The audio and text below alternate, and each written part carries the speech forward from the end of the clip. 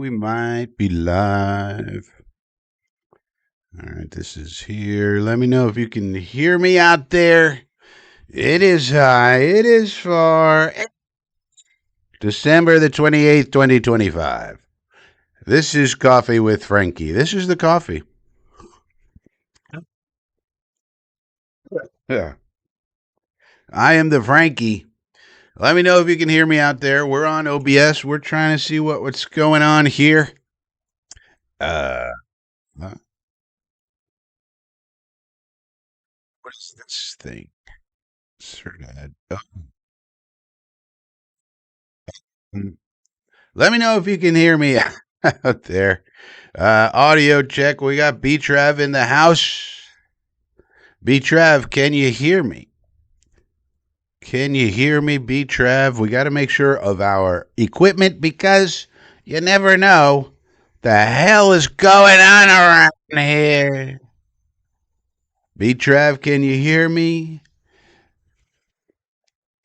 All right, Phil Adams comes in. He knows the deal. B-Trav, you got to be a little quicker on the reactions, buddy. Sometimes the host needs the chat to be responsive.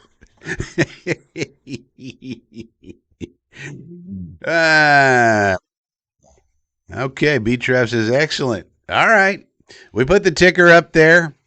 Waiting on to see this little studio app it's like delayed. So in OBS you get this little control panel thing that tells you how many people are here, and it seems to work on a delay. So right now it doesn't say there's anybody, but I know we got some people in the chat. We got B-Trav here. We got Phil Adams here, and President accounted for. But of course, there may be a little bit of a lull or a lag or, some ennui, you might say, setting in for Dread fans because, after all, it's been yet another rough season. We've got 3 wins. We're not going to the playoffs. It's been another year of suffering. And as I've said, it's year 0 of this particular rebuild. We've been rebuilding for 50 plus years. But we're now in the Aaron Glenn rebuild era. And, see, now the thing's telling me 9 concurrent. Phil Adams telling me 10. We got the DH. YouTube Studio telling me 9. Phil Adams saying, no, 10, senor. Interesting. But it's all interesting how the technology works together. Todd is here. He's taking care of the Eminels. But, it's been another rough season for your Nueva York Jets because we don't win very much.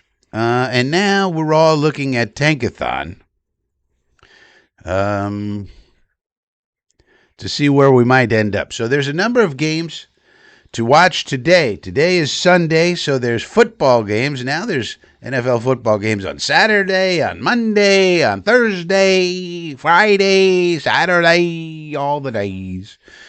And now it's Sunday, so we got all these matchups here as I pull them up for what we should be watching Sunday, December the 28th. So in the Cardinals-Bengals game, for example, para ejemplo, we got the Cardinals at the Bengals. Can the Cardinals win a ball game? I mean, this is a team that's lost in like 9 or 10 in a row. What's going on? They're saying Jonathan Gannon is going to keep a job. This guy has been a complete failure, as far as I'm concerned. He had injuries, Frankie. Well, everybody's got injuries. But anyway, it's the 3-12 Cards against the 5-10 Bengalis. The Bengalis have Joe Burrow back, but they have no defense. So, can the Cardinals pull one out? That'd be good. That's what we should be rooting for. We want them to get to 4 wins. Now, the biggest game on the skid, of course, is the Steelers at the Browns.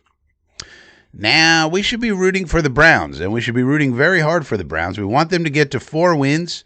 It's also a double rooting situation because a loss for the Steelers makes the Steeler-Raven game meaningful next week and keeps the Steelers at the playoffs for one more week. So they're very motivated to win that game, but the Browns, of course, are motivated because they got Shedeur Sanders playing, and they need to find out, is he the guy? Is he not the guy? Do we need to draft a quarterback or not? That's still up in the air. Nobody knows. There's all sorts of opinions on it.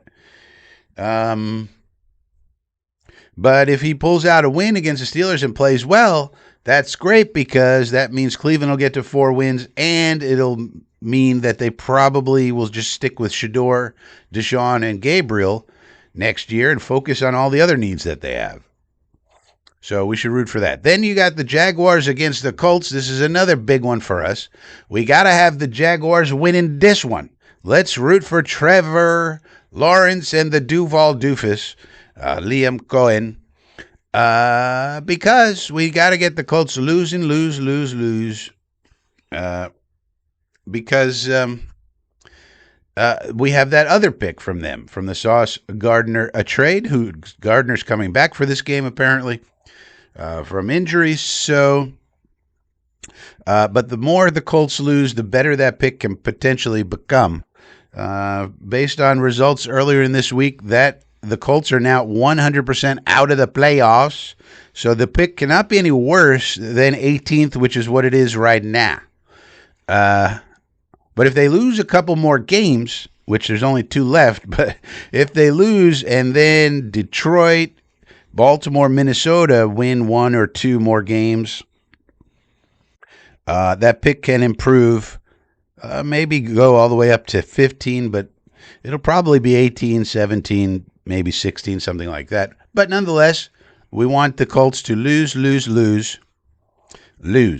Then you got the Buccaneers against the Dolphinians. Then you got the Patriots and Jets. Obviously, we need to lose that game. And the Titans against the Saints. I guess we want the Titans to win. Cam Ward has been doing better lately, so that's good. They don't need a quarterback. They're sticking with Cam no matter what. But it'd be nice if they got a 4th win on the season. Just move them down the pecking order, I guess. But that's actually an interesting game. Cam Ward against Tyler Shuck. 2 young fellas at the quarterback position, making their way in the NFL. Making their way in a way they know how. And then the most important game, of course, occurs at 4:05 p.m., which is the Toilet Bowl. The Raiders against the Gigantes. And we want the Raiders to win. The Raiders have not done a lot of winning this year. They're holding out Max Crosby. He was very upset that they did so. He was storming out of the facility. I want to play. I got a meniscus. I don't care. But they shut him down and said, you're getting meniscus surgery, senor. And he said, okay, I'll go to the doctor, I guess. And but the Giants, we want them to lose and then hold on to the big reason being they have their quarterback in Mr. Jacksonian Dart. And so it would be easier to trade with them. They're going to want to trade out no matter what. No matter what they do, the Giants are going to want to trade out wherever they end up. The Giants almost certainly are going to make a trade, I would think.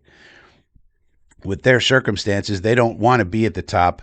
There's no need for it. They need a lot of things. Therefore, trade that pick no matter where they end up. Trade out of there and just pick up lots more draft capital that you can use to stock your roster up around Mr. Dart. Then you got the Eagles-Bills, which is not important for us. Then you got Bears-49ers, also not important for us. And Rams-Falcons, also not important for us. So lots of interesting games. We'll see how it goes. But the main thing, we got to keep losing. It's unfortunate, but it's just the way it is. And then we got to get some help from some of these other teams to improve our draft capital so we can improve this frickin' team for next year. The tankathon is absolutely on. Phil Adams, does the NFL have a tanking problem? Yeah.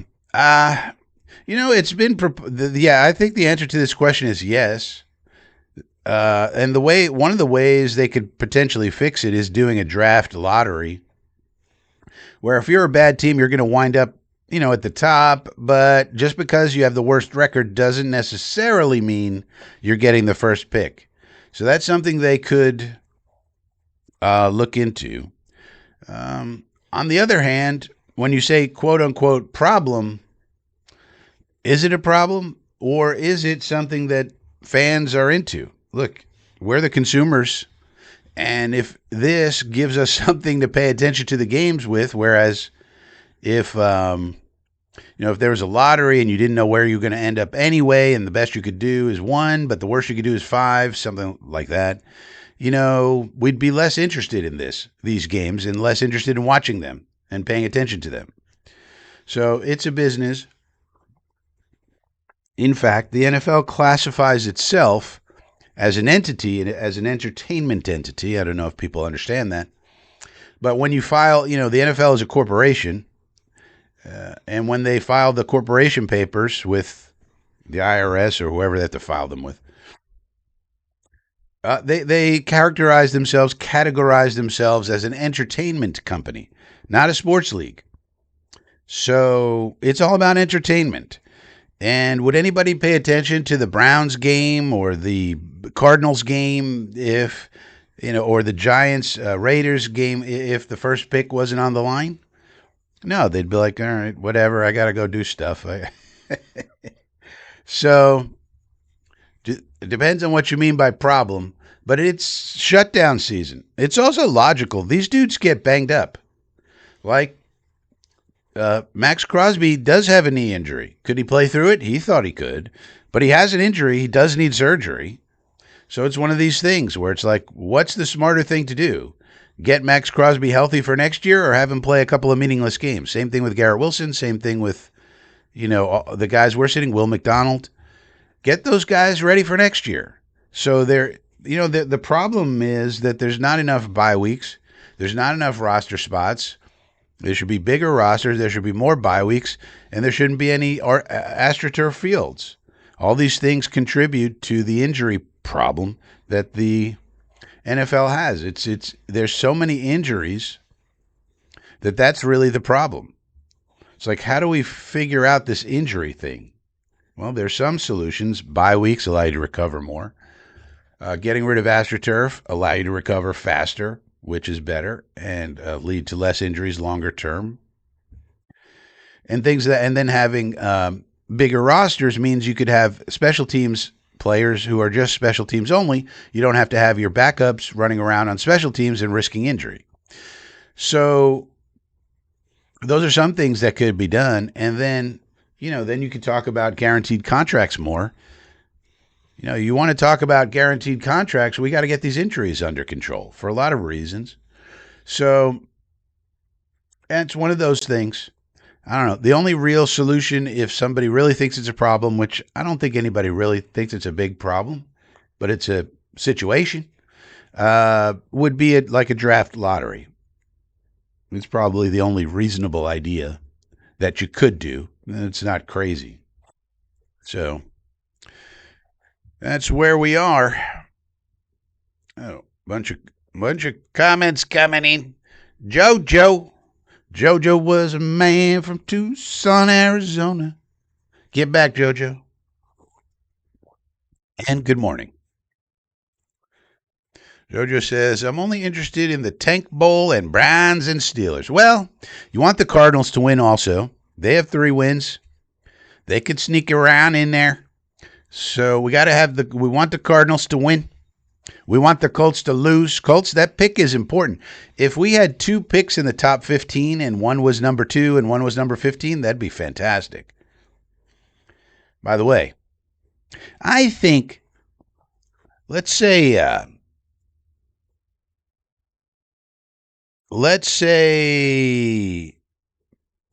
we have the 2 and 15, and let's say we sign a veteran We could go with that veteran and another backup, but we're number 2, and let's say Dante Moore comes out, and we're guaranteed to get Mendoza or Moore, so we know we're getting a quarterback at 2, let's say. And let's say we have the number 15 pick. Put in the chat, who do you want at number 15? It's a little speculative, or maybe put what position. Because, the answer is it depends who falls there, Frankie. Yeah. But I have a very definitive position in my mind for that second first-round pick. And I'm hoping we don't have to trade it.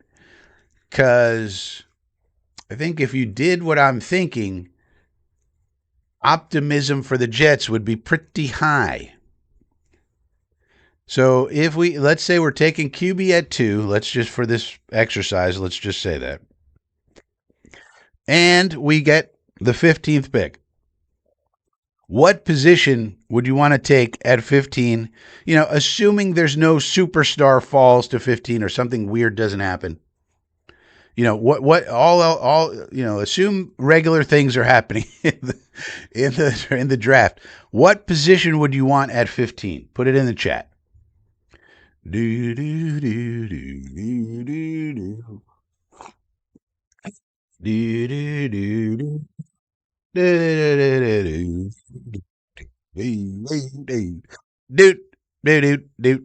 do do. Nobody's writing anything. Let's go, chat. Wake up.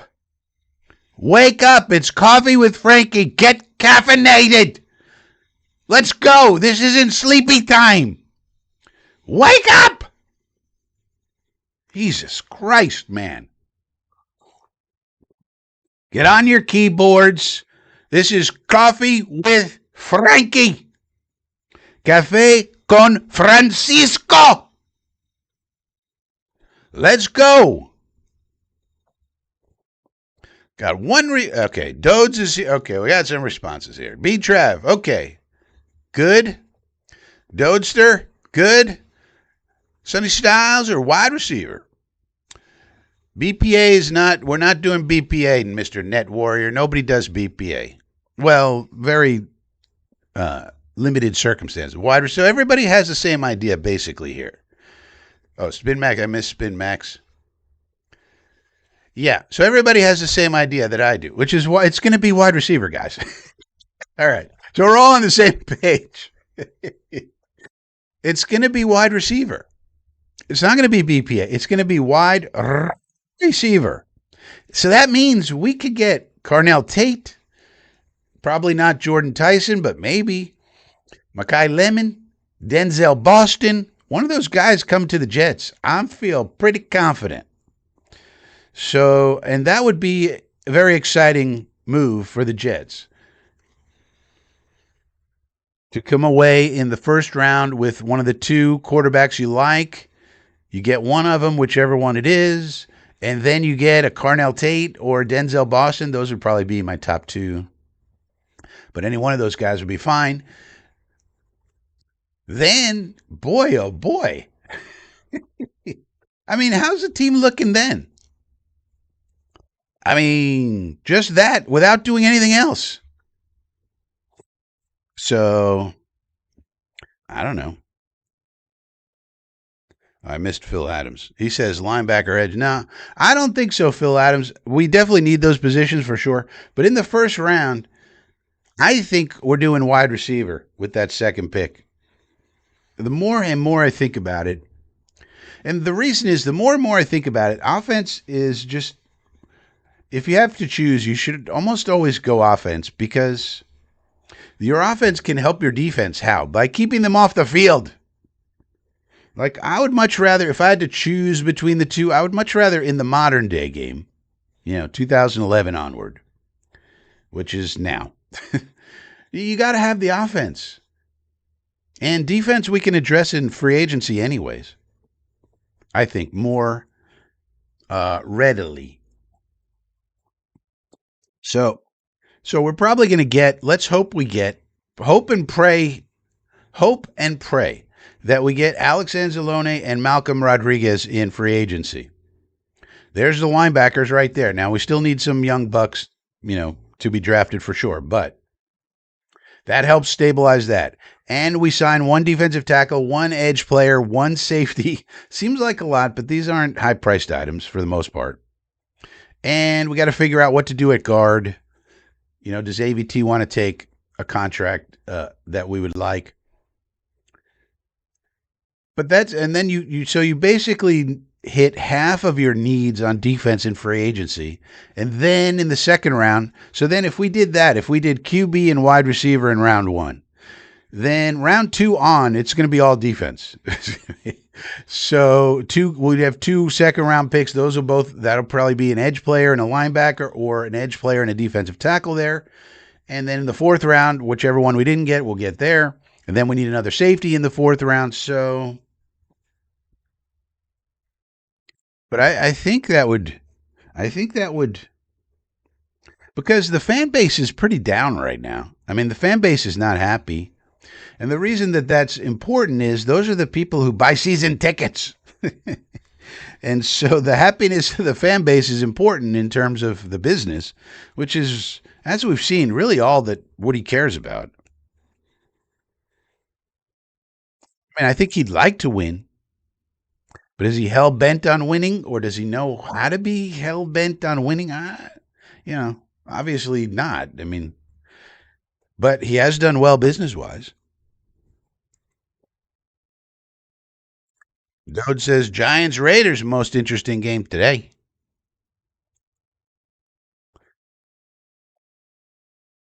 Thursday. Jojo says Thursday will also be a big day. Yeah, right. We got these playoff games. In the playoffs for the college teams, you got to hope that Oregon does well, that Moore does well. You want Oregon to win badly. Oregon needs to win. Even if Moore doesn't have incredible games, they got to win, because the more wins they have, the more they move on, the more starts Moore gets under his belt, and the more that weighs into him deciding to come out. Because the more starts, if he can get at least one more win, that'll get him to at least 20 starts. And that may be enough to where enough teams will go, he's got enough games under his belt with all the other things he brings to the table. And he starts hearing, yeah, you're going to be a top 2 pick, Because the other thing with Dante Moore is, does he really want, he can make a lot of nil money, if he goes back, there's no doubt. But does he really want to go back and then risk a worse season or injury and come out in a much more crowded field? You could have Lenora Sellers and Arch Manning and a bunch of other dudes that you got to compete with, and now maybe you're a top 15 pick instead of a top 2. Is that a risk you want to take? Because you could regress. Remember, he lost his offensive coordinator. That guy's getting a head coaching job. So he loses his offensive coordinator. So that's a risk. You could get injured. You could have a significant injury, and then you got to go back again, or whatever it might be. Or you could just regress for whatever reason. You could have a worse season. And you're going to have a much more crowded field. I mean, if Lenore Sellers ever figures out how to play quarterback, that guy is 1-1 all day, and people be running. You think this is a tankathon? If you see one fun thing to watch next year in college will be watch Lenora Sellers. And if he develops, it's a big if, but if he develops to where, he's playing the position at a high level in terms of throwing, the man can run like the wind, and he's a huge tank. Imagine a tank who can move very, very, very fast. That's Lenora Sellers. But let's say he makes strides and he's a Heisman candidate and he's doing everything. You thought this year had tanking. Next year, teams will be promoting their entire practice squad to tank for this guy. He's that good. So I don't care how good Dante Moore is. If Lenora Sellers figures it out, he's 1-1 next year. No doubt about it. So like things like that, do you really want to risk them if you're Dante Moore, when you could come out this year and it's a weak class and you could know pretty much you're going top 2? And he's not going to go any further than the bottom. I mean, maybe depending how the maybe 3 or 4 at max he drops to, but that's it. I mean, so those are some of the factors. But you really want Moore to play well and to win the game. Win the game. So that way he gets at least a 20th start. Get that. Get out of the teens. It's still going to be a number that's not, high enough for some teams, but if at least gets a 20, it'd be a little better. And then you got, of course, Indiana at Alabama. So that's a fun game, no matter what. Then we get to do our, our draft charting, our quarterback charting on 2 quarterbacks at once, which is always fun for Mendoza and Simpson. And Ty Simpson is a very interesting case as well. I don't know what he's going to do. He really made a mistake last year by not going to a team that was going to start him, because he really needed that experience, and now he doesn't have it, and he sat behind Jalen Milroe. And now it's, we'll see how Alabama's season, ends up, but they might not even want him back. Why not? Because they have a 5-star behind him, and he has not performed consistently at an elite level. He was at an elite level there for a while. Then he had a whole month where he fell off. Maybe he had an injury. I don't know. The team is not really up to Alabama standards, to be honest with you. So does he want to transfer? Does he want to go into the draft? We don't know. So he's another interesting one, but he's number 3, obviously, right now. And then you got Mendoza, so you want Mendoza to continue to play well and just, continue on. Yeah, JoJo, you know who else would be interested in signing Alec Pierce? Just about every team in the NFL. So let's be clear. We're not going to get access to Alec Pierce. Just stop it. He's the top wide receiver in the class for free agents. They're probably not letting him go, but if they do, he gets to choose where he goes. He's not coming here. The level of wide receiver that we can get is probably like a Tutu Atwell.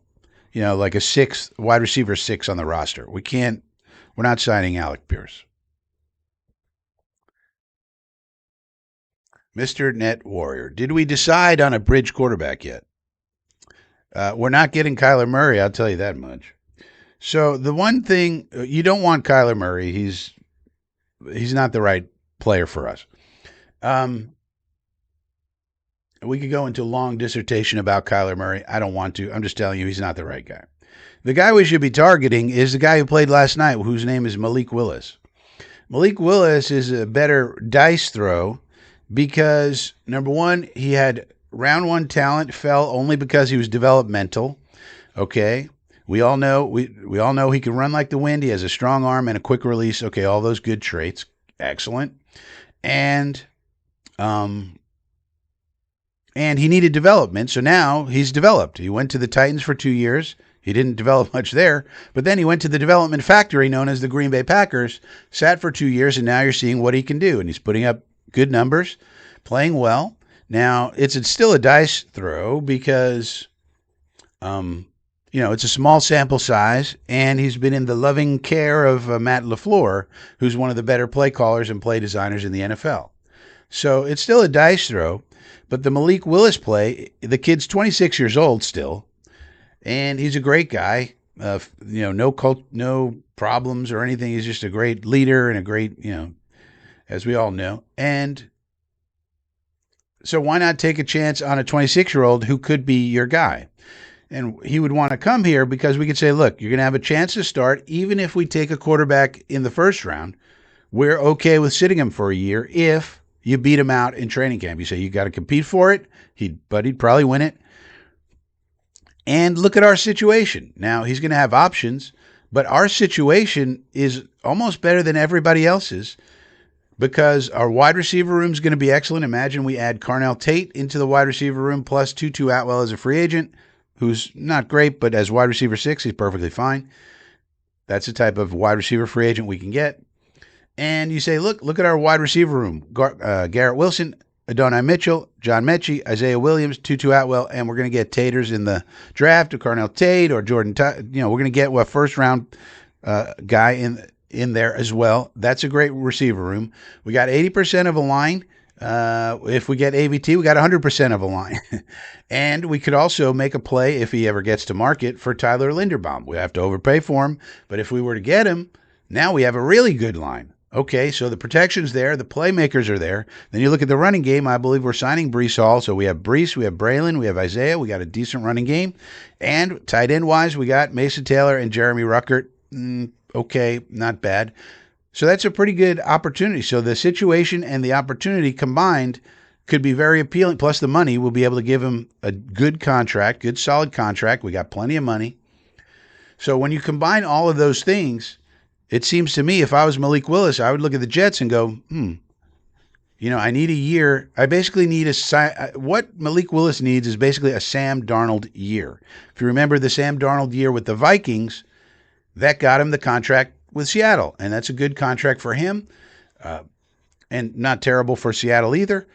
But that's what Malik Willis is looking for now, the opportunity to have a Sam Darnold type year. We got an offensive coordinator who's respected. He's from the Ben Johnson tree.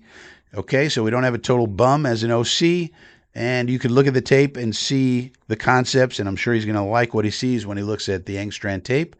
So all those things line up to where we could take a dice roll on a Malik Willis for just money. We don't have to trade anything. It's just money. We can make all of those points to his agent as to why he should come here and just promise him, yeah, you're going to compete for it. But if we take a first-round quarterback, even if we take him really high, we are not averse to sitting that quarterback for a period of time, and maybe, and even if Malik Willis kills it and we want to sign him long-term, we could just tell the agent, look, that's fine. We'll just trade that guy or whatever, to recoup our losses. Because after all, we got 3 first-round picks next year anyway. So even if you had a really talented dude on the bench, so what? This is the NFL. Guys get hurt all the time now. You need 2 or 3 these days. So I think that's the guy we're going to target. I mentioned this in the video yesterday. I would not go after Kyler Murray. I would not go after Mac Jones. I don't think Mac Jones is leaving San Francisco. Kyle Shanahan loves him too much. Or any of these other guys. Just go for the free agents. It just takes money. And that we got plenty of it. So when you say, did we decide? Nothing's decided. But to me, Malik Willis is the best option out there. There's other good options. And so we'll see what Muji does. But that would be my sense of it right now. And then then we say, well, what if we miss out on the quarterback like Phil Adams is saying here? And I think I have something on the ticker up here about it as well. Well, if we miss out on the quarterback in the draft, when you sign a Malik Willis and let's say another veteran, whoever it may be, to back him up, and then you have Brady Cook, you technically don't need now that rookie. Now, it'd be better to have him just in case Willis flames out and it's actually, all Matt LaFleur, Matt LaFleur's genius that's making him look good. And so maybe he comes here and it's not the same and he flames out. So it'd be better to have the rookie as a backup plan. But don't forget, again, next year we have 3 first-round picks. So even if we didn't get Mendoza or Moore this year, and we just go with, I don't know, Malik Willis and Marcus Mariota and Brady Cook, that's the threesome, something like that. All right. You try that. Hopefully Willis kills it, and then we sign him to a long-term deal. All right, wonderful.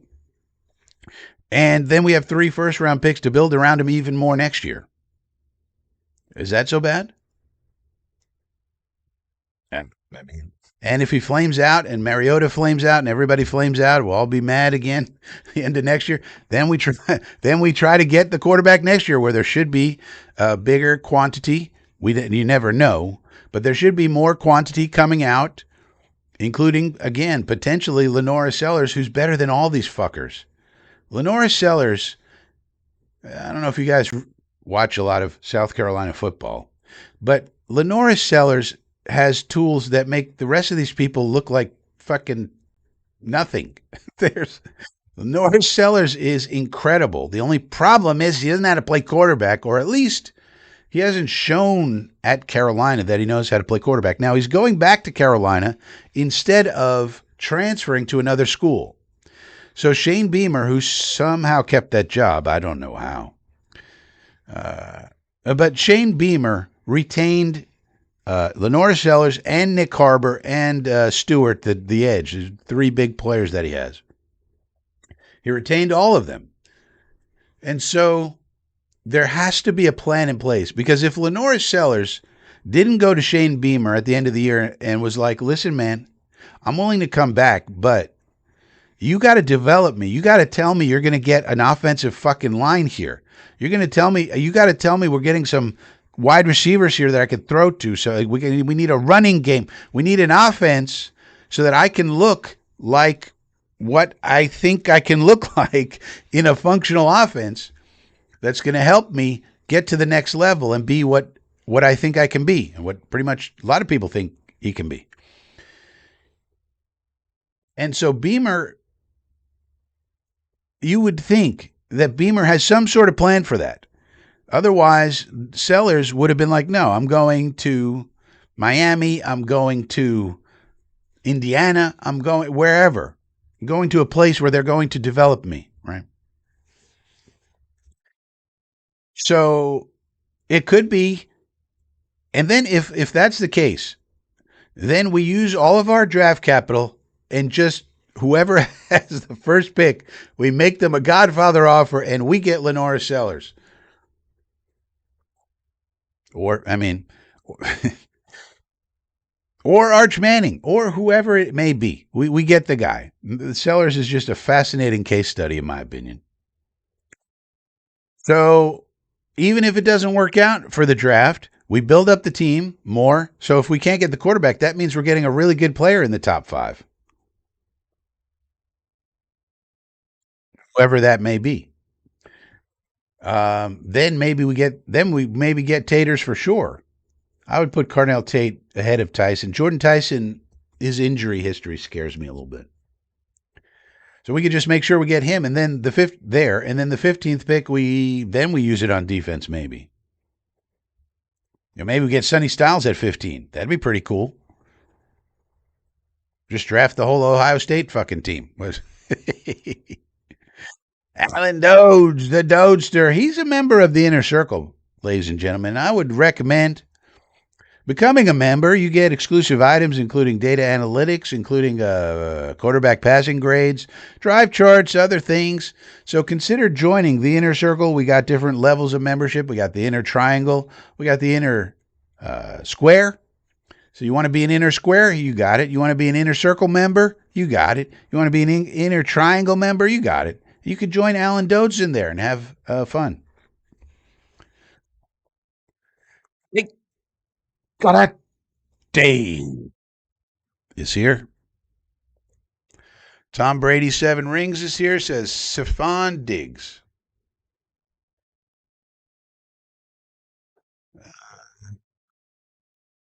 Okay, good comments, Tom Brady. What happened with Drew Aller? No, he stinks. That's what happened, JoJo.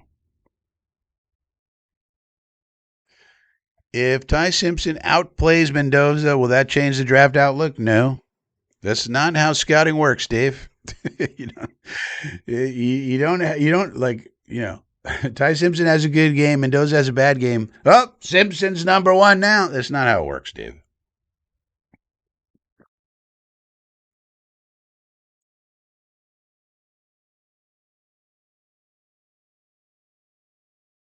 Is there a Patriots bot in the chat? Tom Brady probably pays for bots. Why not? He's got all this money.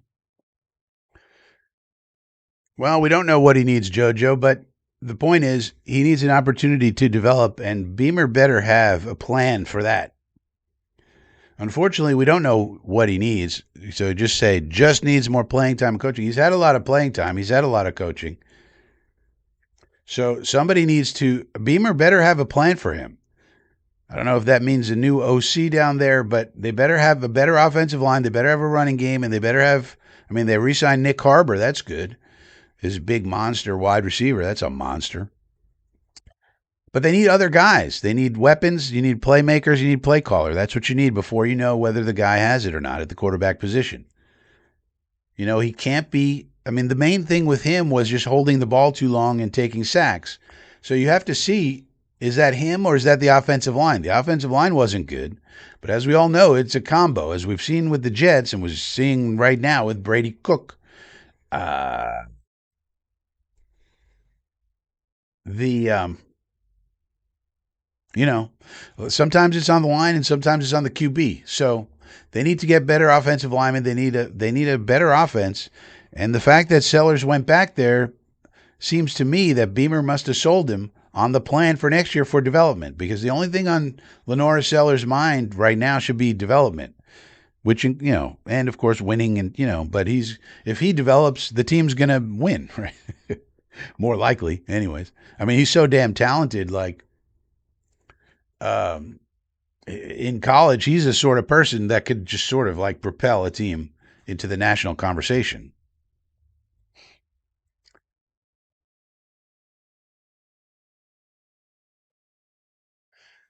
Dave says, like the NBA does the tank. Yeah, we already answered that. All right, so those are the games to watch. That's what's going on. We also have a new article by Dick Chimney to review. Give Chimney his credit. He does produce articles on a regular basis. It's his job, but now keep in mind, Rich Cimini has a blood vendetta with Aaron Glenn, and he wants to character assassinate him, and he wants to make sure that Aaron Glenn gets fired. Why? Because first, Glenn was prickly with the media, and then he called out Cimini in particular. Remember the Ask Rich incident? So once you do that, once you embarrass the media, and he was calling Rich Cimini out for using anonymous sources about Jet injuries, which is a fair criticism, but it doesn't matter if your criticism is fair. The media will then circle the wagons and attack you and make sure you get fired, which is what Cimini is doing now. But they don't do it, of course, directly. They do it indirectly using the tactics of dirty journalism that we cover here on FSPN on a regular basis.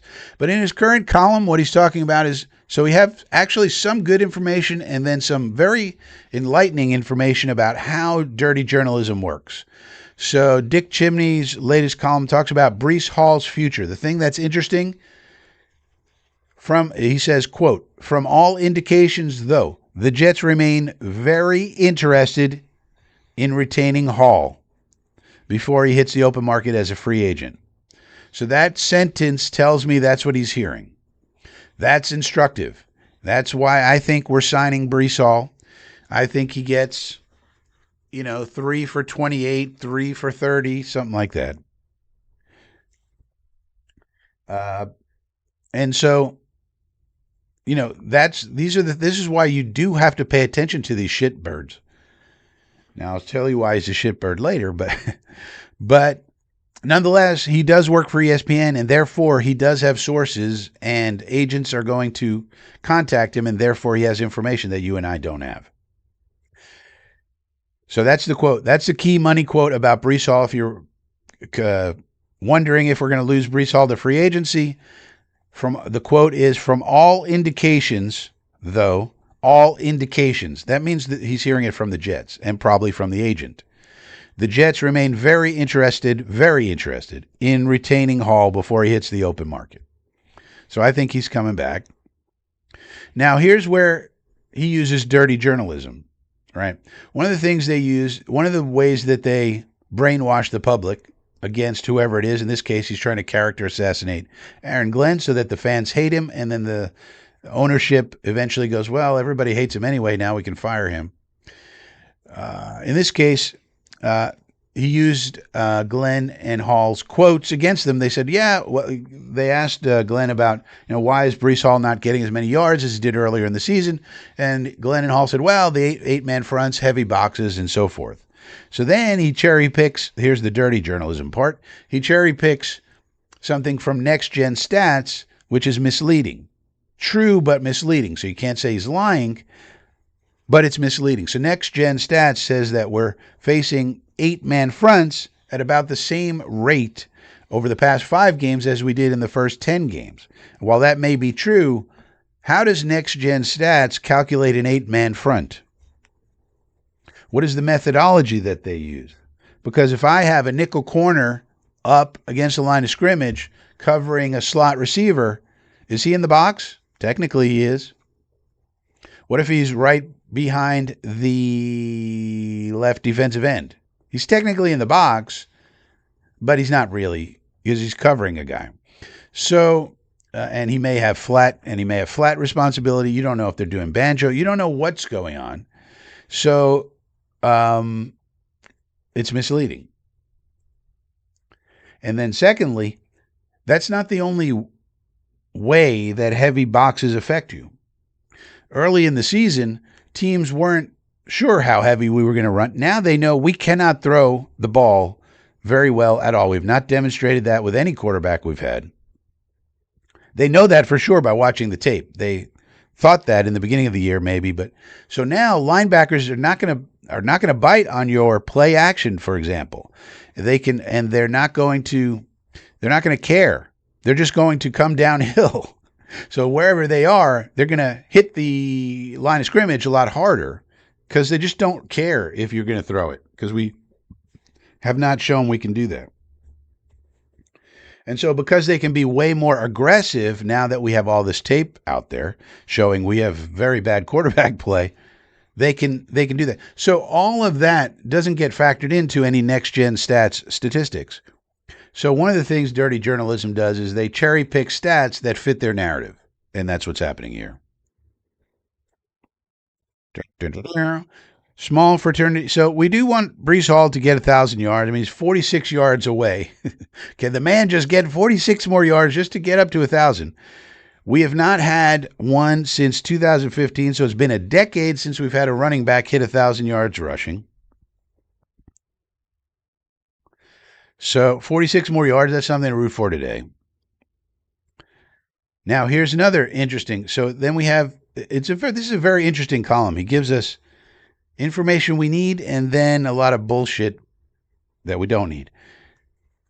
So one of his items is more changes loom. Glenn has already made one big change on his coaching staff, firing defensive coordinator Steve Wilks. Don't be surprised if he makes more moves after the season, especially on defense.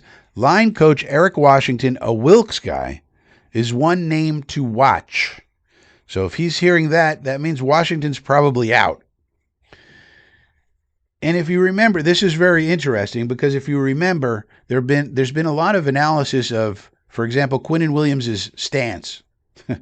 You may not be following Quinnen Williams' stance very closely, but a lot of Dallas Cowboy followers are saying, wow, Williams is playing a lot better for the Cowboys than he did for the Jets. Why is that happening? And then they're doing an analysis of Williams' stance in as a defensive tackle and noticing that it's been different. So why did we change Quinnen Williams' stance?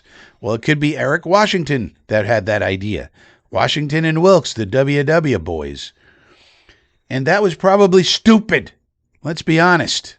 You're going to change Quinnen's stance? The man's been one of the best defensive tackles in football. Yeah, let's mess around with his game. Yeah, let's change it around, Quinnen. I mean, come on, man. So, and don't forget, Aaron White-Cotton is down in Dallas. That was our old D-line coach. He's the D-line coach of Dallas. And they also have as a coach on the coaching staff, Tanzel Smart, Mr. Charcuterie Board, if you remember him. He's a coach now.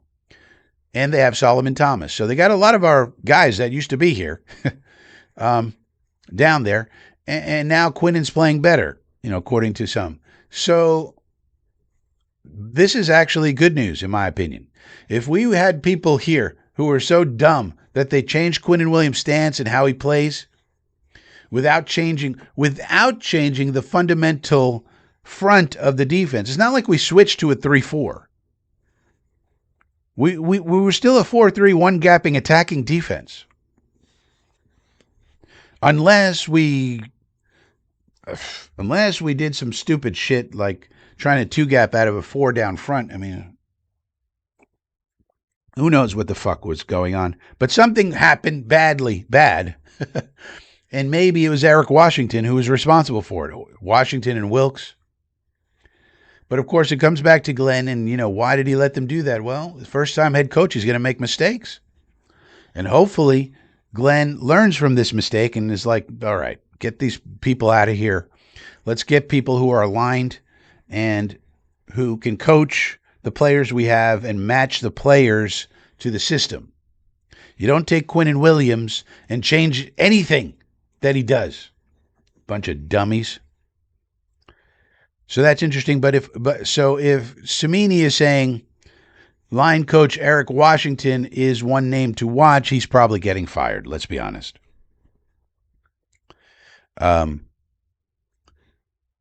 Because in other words, they're not saying Coach Curry, the linebacker coach. They're not saying, a Dre Bly. Those names are not coming up here. Washington gets named specifically, so I think that means that Chimney has specific information about Coach Washington, and he's probably out of here. And look, if you're the guy responsible for changing Quinnen Williams around, and then it doesn't work, I mean, one thing to make a change and it works great. Oh, okay, wonderful. But it didn't work. He wasn't playing that great. So if he needs to go, he needs to go. See you later, coach. Let's change Quinnen Williams around. Yeah. That's called like trying to fix something that doesn't need fixing. There's a lot of things around here that need fixing. That wasn't one of them. Bunch of dum-dums. God's sakes. Mystery Man. Next item. Mystery Man. One of the biggest mysteries, although it's not a mystery, but he wants to paint it as one, is Jermaine Johnson. No sacks, one quarterback hit in the past 5 games. And we exercised his 5th-year option, so he's got $13 million coming in 26. But of course, the Achilles injury is a problem. And he acknowledges that, and he says, and yet it's interesting to note that he hasn't lost any explosiveness based on his get-off times. So now he's going to do more dirty journalism. He's going to cherry pick per Next Gen Stats, which is A, probably not accurate, and B, not contextualized. He's going to say that his get-off time is virtually the same as it was in 2023. Now, why is this dirty journalism? Because this assumes that get-off time is the only thing that's important for a defensive lineman. Now, is get-off time important? Yes. Is it the only thing that's important? No. There's lots of things that are important. In particular, power. If you lose your fastball, which is your bull rush, you have a hard time setting up any of your other moves as a D lineman. It seems to me that he's lost a little bit of power in that leg. Now, I think he'll get it back next year. It does take a year, they do say, with Achilles. He also doesn't include any medical information here from any experts, so that's another dirty journalism tactic where they leave out important information. One thing you could put in here, if you wanted to support Jermaine Johnson, is you could put a quote from a doctor, a specialist in Achilles surgeries, say, who tells you, which he would, that, yeah, it takes a year. You can play on it the next year, but your effectiveness doesn't come back until the next year, generally speaking. You could put that in here if you were a real journalist. But, of course, Dick Chimney's not a real journalist.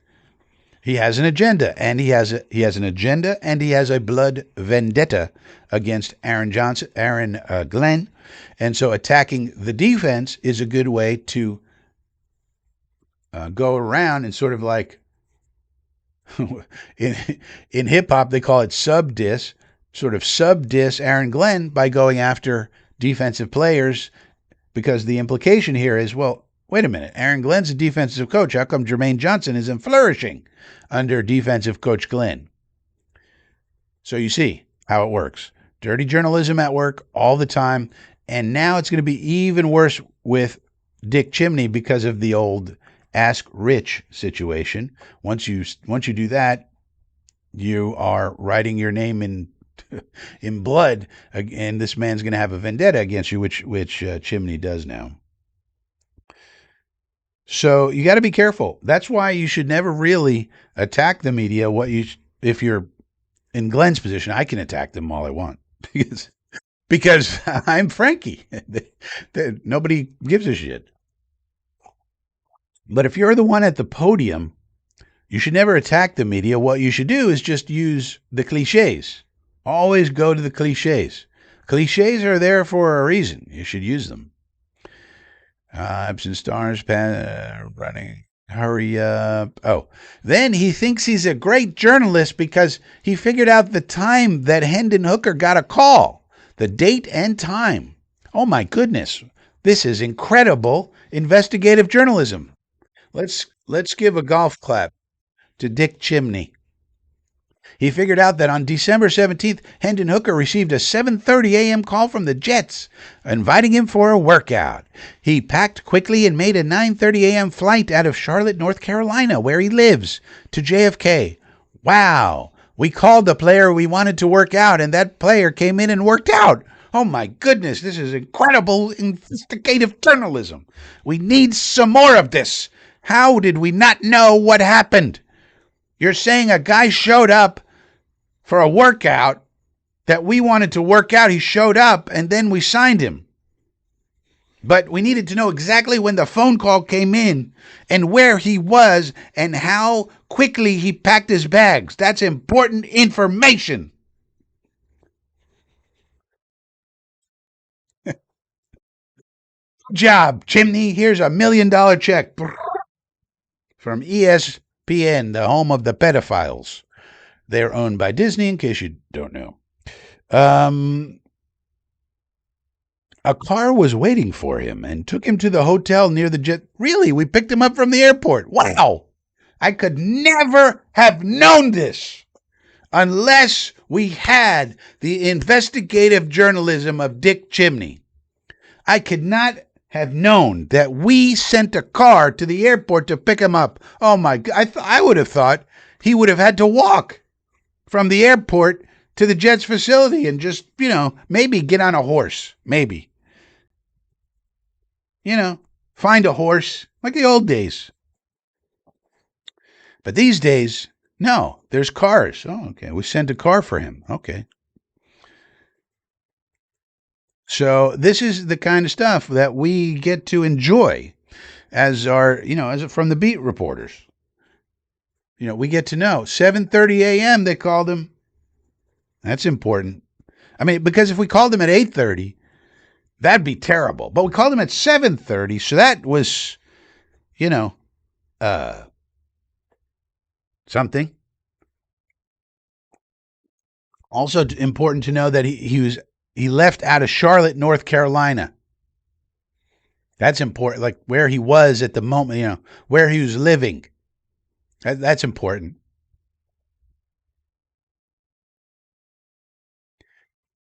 Hey, so this is what we got going on. But I do give Dick Chimney some credit for writing a column. Good job, Dickie. Good job, Dickie. All right. So let's look for late breaking news. And there really is none. None from the Jet beat writers. I don't even think half of them are there.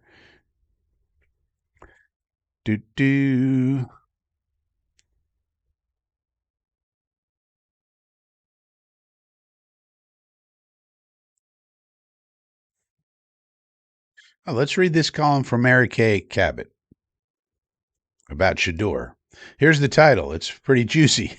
Have the Browns already determined that Shador Sanders is their quarterback of the future? That's the question.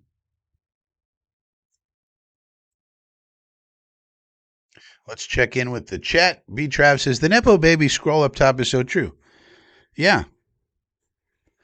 Like, how would you feel, B. Trav, if you're a communications major and then you get your degree from Syracuse, where a lot of them come from, and you go to work for some minor league team or some high school team, and you're starting out and you're working, and it's been 5 years since you graduated, and you're still working at the high school level or some minor league club in Tuscaloosa or some fucking place.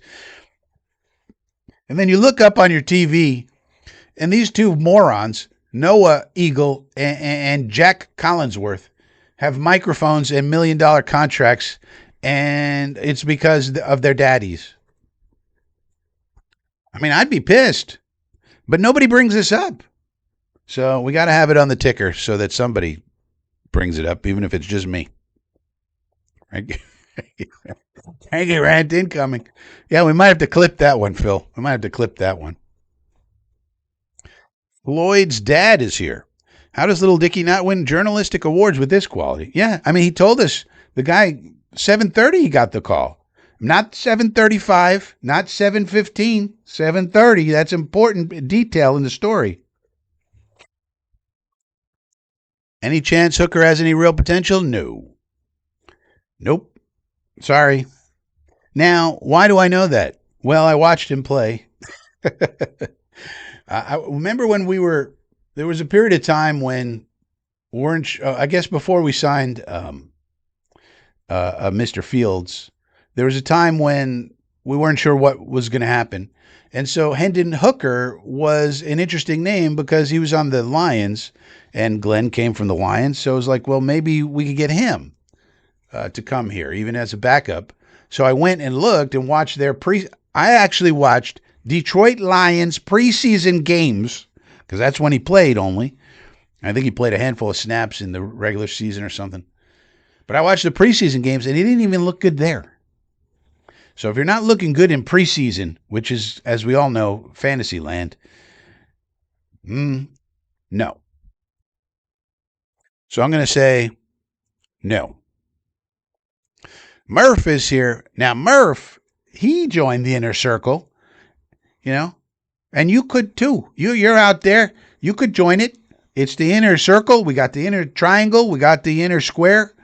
This is the insider stuff. I posted 2 things to the insiders today. So if you're an insider like Murph and like Dodes, Alan the Dodester, and others in the chat, well, check out the posts from this morning. You got data analytics. You got a little roster update. You might want to know who are all these people on our roster. We made roster moves. Quentin Skinner is now on the roster, for example, preseason favorite. He's on the roster now. So you might want to know all the roster moves that we made, and the insiders, they know that. Click the join button down below, just like Murph did. Priceless. Yeah, it's priceless to join the inner circle. So here's the column by Mary Kate posted this morning. Oh, let me hang on a second. I think the Browns are fascinating. I like the Browns. I like following the Browns. I like Mary Kay Cap. Let me just say something real quick. I do hit on people like Dick Chimney and hit him pretty hard because I think he's horrible. However, there are good journalists, and I will say that Mary Kay Cabot is one of those people. And it's not just because she's female. She's actually good at her job, and she's actually gives you respectable information that turns out to be correct, and there's not too much, what do you want to say, flavoring on it like Dick Chimney does. Mary Kay Cabot is excellent at what she does. So I have a lot of respect for her, and I also have a lot of respect for journalists who do things the right way instead of this dirty journalism stuff that we have to deal with, where now Dick Chimney has a blood vendetta against Aaron Glenn, which is wrong. I mean, anyways. Question is, somebody writes in, have the Browns already determined that Sanders is their starter heading into next season? Very direct question. Here's the answer. I don't believe they're there yet, but I think last week's 23-20 loss to the Bills went a long way towards showing the Browns that Sanders has the potential to be a quality starter in the NFL and that they might not need to draft a quarterback with one or both of their first-round picks. Now, I don't know why I've seen this a couple of times. So the Browns have 2 first-round picks also, but why would they use both? That would be crazy. They'll have 5 quarterbacks on the roster. I mean, so then she says, I think they'll let the last 2 games against the Steelers and Bengalis play out and evaluate him over the course of his 7 starts. They must then determine if his upside potential is better than that of whichever quarterback they can draft in 26. Depending on where they land with their first pick, they might have a chance to draft Mendoza, Moore, Simpson. That's the standard wisdom, they would have to weigh that against what they believe Sanders can become over the next 5 to 10 years. By January 24th, they'll know which quarterbacks are coming out and whether or not they have a shot at one they really like. But Sanders has an excellent opportunity over these next 2 games to make the Browns forget about those 3 and only have eyes for him. So that's the way I kind of see this. And if you watched the game last week, which I did, what you see with Shedeur Sanders, he has the 101 down. This is the thing is where Sanders is right now. You know, we couldn't even get Zach Wilson to do the 101, the simple stuff. Sanders can do all that. He can hit the checkdowns. He can hit the flanker screens. He can hit they're running simple plays for him a lot, but he's excelling at those. So a lot of screens and quick game and all the baby stuff. But that's okay. It's 101. That's what you need to do. And he's mastering that. Now, the next level, is he there yet? No. The next level is it's 3rd and long. You need 12 yards. Can you hit a 14-yard pass consistently? So things like that. Challenging the defense on the 2nd and 3rd level. He's not there right now. But he's doing the 101. Running the offense in and out of the huddle, and then all the checkdowns, quick game, screens, all that stuff. And escapability and running ability. His athleticism is probably better than advertised. So to me, just looking at that, that's something to build on when you have a situation where you have Sanders, you have Watson. If Sanders totally flames out next year and sucks, you could go to Watson. You have Deshaun Watson there. I don't understand why people forget that he's there. He's going to be healthy. So as a backup option, so you hope Sanders continues to grow and go forward. But if not, then you go to Watson. Maybe Watson can give you so. You've paid Deshaun Watson so much money. You're going to get no value out of him whatsoever? And do you really want to waste another year of Myles Garrett's career with another rookie next year? No matter how good and how much potential they may have, they're going to be a rookie. And then Myles Garrett's going to go through another year of his peak gone. So to me, if I were them, I got a twofer. I got Sanders, I got Watson. Gabriel's probably a okay backup in the league. We've kind of already seen that. But now I got 3. So I really got a twofer. It's Shedeur first. If that doesn't work, go to Deshaun. Does he have anything? And if they both fail, then come at it in 27 when you can get the guy you really want, which is Arch Manning. Because don't forget, Jimmy Haslam is close to the Manning family. He really wants Arch Manning. But if it's Shedeur, I think he'd be happy with that because he already has Shedeur, and he's already gone through a rookie season, by next year. So I don't know, man. But there's a lot of informed Cleveland Brown fans who do not believe in Shedeur and who think they got to get Mendoza or more. I just don't know that I think that. I think, just watching Shedeur without any of the extra stuff, just watching him play, it seems like he is something you can work with. To me, when you get the 101 stuff down, as a rookie, that's a good thing. Then we got to see if you can do the 201 and 301, and we don't know. But at least you could build on the guy. He's got the 101 stuff down. He does, in my opinion. I don't know. So that's all very interesting. So the answer is maybe. So no, nothing definitive.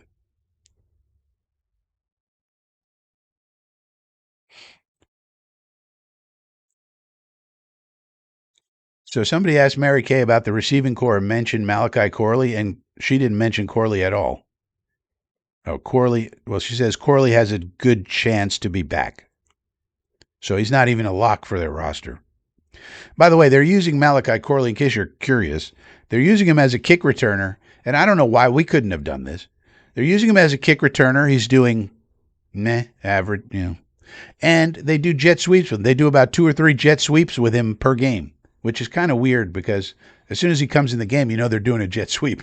but but occasionally, sometimes they get stuffed, and sometimes he has a good gainer, on these jet sweeps. But at least Stefanski's figured out a way to use that guy. Why couldn't we have done that? I don't understand. We just let him go for nothing. Crazy. So then somebody says, assuming the Browns don't add a quarterback and Barry and Stefanski remain, how likely do you personally think it's Deshaun Watson week 1? Okay, so this is interesting. Then she says, in that scenario, this is what I'm saying. I think the Browns would probably continue on with Sanders from the jump, let him build on what he did in the final 7 games of this season. That's what I said.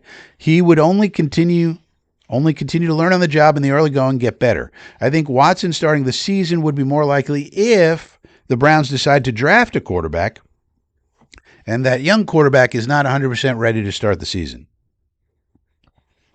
The thing to remember with Sanders is that 7 games is too small a sample size to be sure he can be their quarterback of the future, and they might just have to take a leap of faith and roll with it. So this is what I said, basically. Keep Deshaun as the number 2, and if Sanders flames out and you're like, man, this guy's just not getting it, then you go to Deshaun. I mean, seems like a good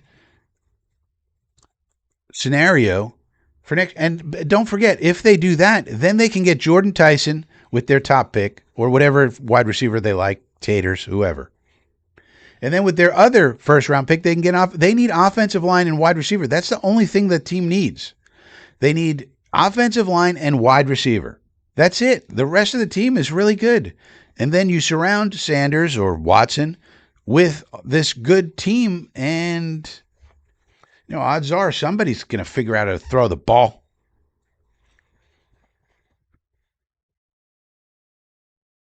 And they could also trade down if they don't want a quarterback and then just stock up again. So, yeah, all right. So there's the Mary Kay column for the Browns. We got to watch the Browns carefully. We got to watch the Raiders carefully. We got to watch the Gigantes carefully. We got to watch everybody very carefully. All right, let's check for any late-breaking news here on the Coffee with Frankie show. Does not seem like there's any late-breaking news. Let's see. Oh.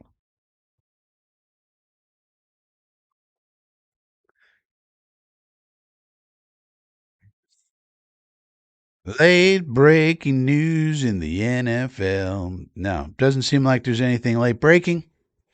So that'll do it for this Sunday. Let's check the comments. Oh. Jojo says, just released a workout saying he's ready. Yeah, he's going to be healthy, Jojo. There's no doubt about it. He's healthy.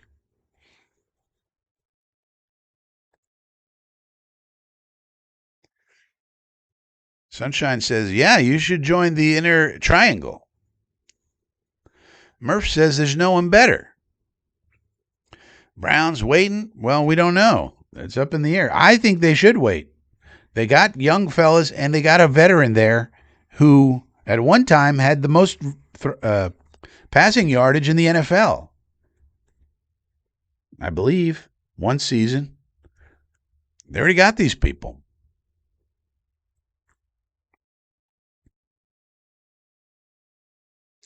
Well, he doesn't really bring crap. I think that Circus is really, I think that Shador is actually very mature. But the problem is he has his brothers around him. His 2 brothers are like very immature. And they have this thing called well-off media or something like that, where they're trying to produce content all the time. And they're trying to be content producers and do social media and YouTube and this and that. And so I think they kind of get him to act in a way that he probably himself, if absent that, would not act that way. I think he's actually a mature kid, and he's very bright. But he has this, and the other thing about it, which is weird, is his father, Dion, has an agent who's the agent for Michael Strahan. Now, remember, and she's in entertainment and sports. So the agent for Deion Sanders, you wonder why Deion's on all these commercials and has all these shows and does all this stuff. It's because of the agent. And the agent then is the one from Michael Strahan. She took Strahan from a football guy to like a football and entertainment guy.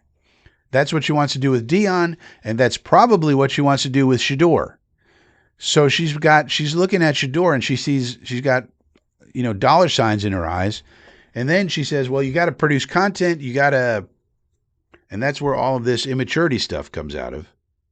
And putting up the wrist. I mean, all he does is put up a wrist and everybody freaks out. I mean, he's just saying, what time is it now? I mean, why is that so bad? Yeah, I'm going to stick up my wrist. Oh my God, he's sticking up his wrist. Look at him. He's got a wrist. Like, who cares? Like, remember when, kind of reminds me of the old days. Remember, Ken Griffey Jr. took batting practice with his hat backwards and everybody freaked out. Oh my God, he's doing batting practice with his hat on backwards. What? Who cares? Everybody freaked the hell out.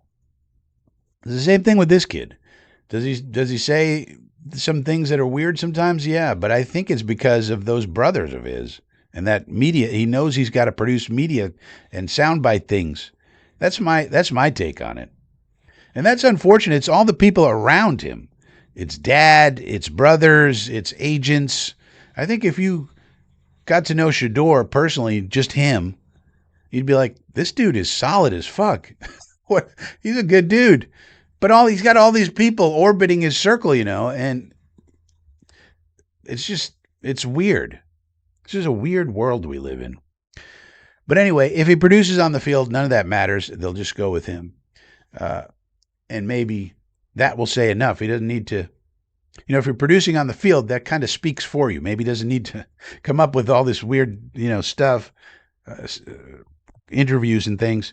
Just look at my performance. Okay. I'm a winning just look at that. So there you go. All right. So that being the case, we'll call it a day. Thanks for joining on this Sunday morning. Consider joining the inner circle, the inner square, the inner triangle. We got levels for all different budgets. And if not, then just subscribe to the channel. Hit the little subscription button. That's free. And if that's a little too much for you, how about a like? We could do a little thumbs up. We would appreciate it. And we will see you